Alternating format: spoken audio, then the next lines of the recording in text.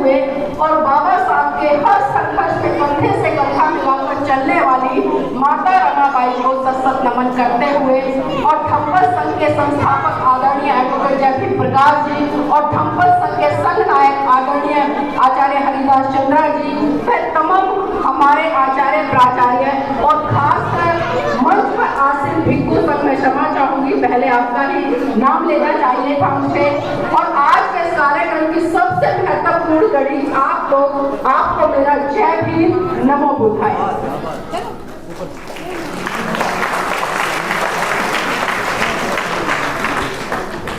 तमाम वक्ताओं ने सुबह से लेकर अब तक अपने अपने तरीके से बातें रखी, अपने अपने तरीके से बताया कि हमारे जीवन में धर्म का क्या महत्व है। हम अक्सर चर्चा करते हैं लोगों से कि धर्म क्या है। आदरणीय वकील साहब ने बहुत अच्छे तरीके से बताया, लेकिन वर्तमान समय में अगर मैं बात करूं या उस समय की बात करूं जब महावाणी तथागत बुद्ध ने धर्म को परिभाषित किया था, तो अगर हम धर्म की बात करें कि धर्म क्या है, तो सबसे पहले जहन में महावाणी तथागत बुद्ध के वो विचार आते हैं जिसमें वो साफ साफ कहते हैं कि सब पापस्य अकरणं कुशलस्य संपदा सचित परियोगतनं एतद् भूषाणु शासनं। यानी कि सभी पाप कर्मों का त्याग करना, सभी कुशल कर्मों का संचय करना, अपने चित्त को परिशुद्ध करना, यही बुद्धों की शिक्षा है। लेकिन कितने लोग इस बात को जानते हैं, कितने लोग समझते हैं कि हमें अपने जीवन में अच्छे काम करने चाहिए, कभी कोई पाप कर्म नहीं करना चाहिए, किसी को कष्ट नहीं देना चाहिए, किसी को कोई पीड़ा नहीं देना चाहिए, कभी किसी के सामने गाली गलौज नहीं करना चाहिए, कभी हमें किसी के दुख का कारण नहीं बनना चाहिए। जानते सब है, लेकिन कहीं ना कहीं हम जाने अनजाने में इन तमाम चीजों को आमंत्रित करते हैं और समाज में आज एक माहौल बना हुआ है। अक्सर मैं गलियों में देखती हूँ, मोहल्लों में देखती हूँ, बड़े बड़े पढ़े लिखे लोगों को देखती हूँ, अच्छी हाई सोसाइटियों को देखती हूँ। कई बार हम देखते हैं कि जब गली का पानी निकलता है नालियों में से तो एक दूसरे के सामने आ जाता है, या घर की सफाई होती है तो हम अपने घर का पूरा दूसरे के सामने कर देते हैं। तो उससे क्या होता है, क्या होता है? कभी हम सवाल करते हैं कि भाई आपने हमारे घर के सामने कूड़ा इकट्ठा क्यों किया? कभी नहीं पूछते, हम सीधा क्रोधित हो जाते हैं और गाली गलौज पे उतर आते हैं। अब इधर से एक गाली पड़ी तो उधर से कितनी गाली आएंगी?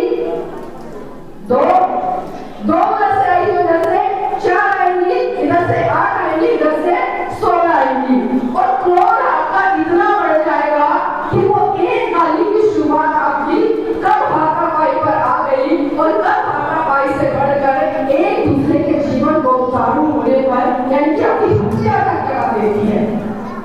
और कारण क्या था? हमने उस बात को समझा ही नहीं, हमने उस बात को समझा ही नहीं कि जो हम क्रोध कर रहे हैं उसका हमारे जीवन में क्या प्रभाव होगा, कितना बड़ा नुकसान होगा।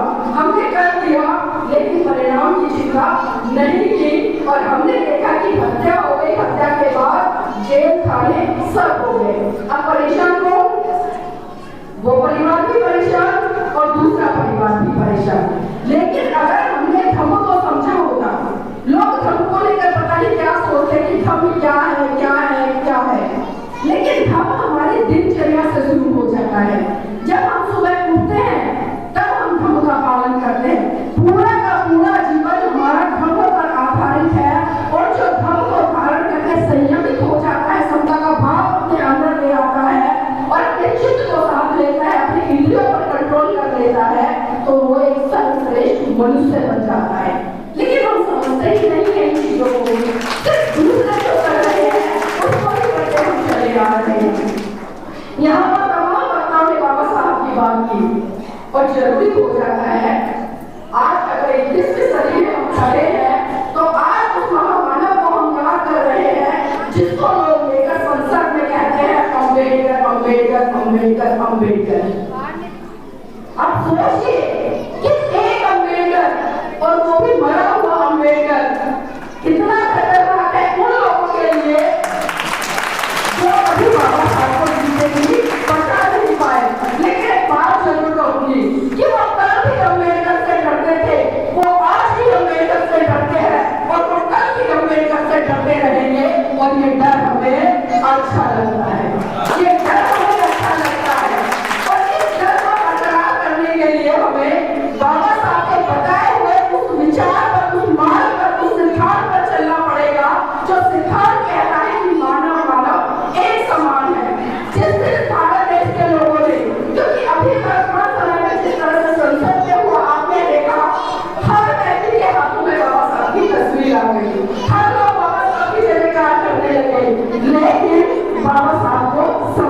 नहीं कि बाबा साहब आखिर है क्या, और उसमें बहुजन समाज का हिस्सा भी था। मैं खाली दूसरे लोगों की बात नहीं कर रही, अगर यही बहुजन समाज का हिस्सा जो रोडों पर था 24 तारीख को, उससे पहले भी ये उस दिन घोषणा करता कि आज हम उस व्यवस्था को लाभ मानते हैं जो हमारे ऊपर अत्याचार करके शोषण कर दिया है, और हम हिंदू धर्म को छोड़कर वो ब्रह्म की शरण में जाते हैं, तो अब देखते एक दिन में से हाहाकार मच जाता है। लेकिन हमने समझा ही नहीं। वो अम्बेडकरवादियों से नहीं डरते, वो अम्बेडकरवादियों से नहीं डरते, वो डरते हैं बोध से, क्योंकि बोध वो है जो उनकी जड़ें खोदता है, उनकी जड़ें काटने का काम कर रहा है। क्योंकि अम्बेडकरवादी तो आज भी ऐसे हैं जिनके हाथों पे आपको लाल बनाए लाल टीके दिखाई दे जाते हैं, गले में पैरों में लाल काले पीले धागे दिखाई दे जाते हैं। क्या वो सही मायने में बाबा साहब के अनुयायी हैं? बताइए मुझे, क्योंकि हम अनुयायी और भक्त को देखते हैं और दोनों में बहुत बड़ा फर्क है। मैं हमेशा बच्चों से चर्चा करती हूँ कि भक्त और अनुयायी दोनों में बहुत बड़ा फर्क है। जो भक्त होता है ना, वो बाबा साहब की जय जयकार करता है, बहुत जोर जोर से नारे लगाएगा कि हम अम्बेडकरवादी हैं, संघर्ष होके आदि हैं, बाबा साहब के अमृतसर अधूरा हम सब मिलकर करेंगे पूरा। वो काम पूरा करेंगे, कुछ नहीं करेंगे, सिर्फ 14 अप्रैल को निकलते हैं और 6 दिसंबर को निकलते हैं, मंच सजाते हैं, भाषण देते हैं और फिर जाकर 364 दिन वो घर में सो जाते हैं। लेकिन जो अनुयायी होता है ना, काम वो भी यही करता है, वो भी नारे लगाता है, मंच सजाता है, पुष्प बिखेरता है, दीप प्रज्वलित करता है, लेकिन उसको पता है कि मैं क्या काम कर रहा हूँ और मुझे क्या काम करना है। इसलिए वो 365 दिन अपने समाज के लोगों के बीच में डालकर उन्हें चलाने का काम करता है। तो भक्त और अनुयायी में ये फर्क है, भक्त 2 दिन चिल्लाएगा, लेकिन जो अनुयायी है वो लगातार इस मुहिम का हिस्सा बनेगा और जन जन तक अपने महान पुरुषों की विचारधारा को बढ़ाने के लिए काम करेगा। यहाँ पर महिलाओं की संख्या बहुत ज्यादा दिखाई दे रही है, और बाबा साहब भी कहते थे कि मैं किसी भी समाज की उन्नति इस बात से आता हूँ कि समाज की महिलाएं कितनी पढ़ी लिखी, कितनी शिक्षित और कितनी जागरूक है। लेकिन अगर मैं जागरूकता की बात करूँ, क्योंकि आज बहुजन समाज में मैं देख रही हूँ महिलाएं बढ़ चढ़कर शिक्षा हासिल कर रही है, अच्छी अच्छी नौकरियों पर जा रही है, यहाँ तक कि देश की चपरासी से लेकर राष्ट्रपति तक बन रही है। लेकिन जब बात आती है जागरूकता की, अभी मैं उदाहरण देती हूँ आपको जीता जाएगा 25 दिसंबर का, क्योंकि 25 दिसंबर को मनुस्मृति सहन दिवस था, और आप सभी जानते हैं कि 25 दिसंबर 1927 को प्रथम पूज्य बाबा साहब ने मनुस्मृति को आग के हवाले किया था, क्योंकि वो धर्म ग्रंथ जो आपको लगातार गुलाम बनाता, आपके ऊपर अत्याचार करता है, शोषण करता है, उसी मुहिम को चेंज करने के लिए राजस्थान में कार्यक्रम किया गया था, बच्चों के लिए प्रतिभा सम्मान समारोह, जिसमें कि समाज की बहन बेटियों ने जो गवर्नमेंट जॉब है वो हासिल की है, या में अच्छे मार्क्स लेकर आए हैं, या जो समाज के लोग जो रिटायर हो चुके हैं, तो उन सबको सम्मानित किया। मुझे लगा कि वकील साहब को मुख्य वक्ता के तौर पर वहां बुलाया गया।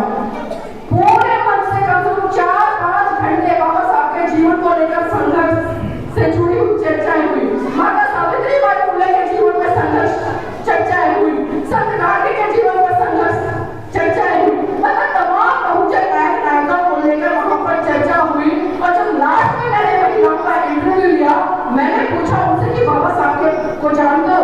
नहीं। माता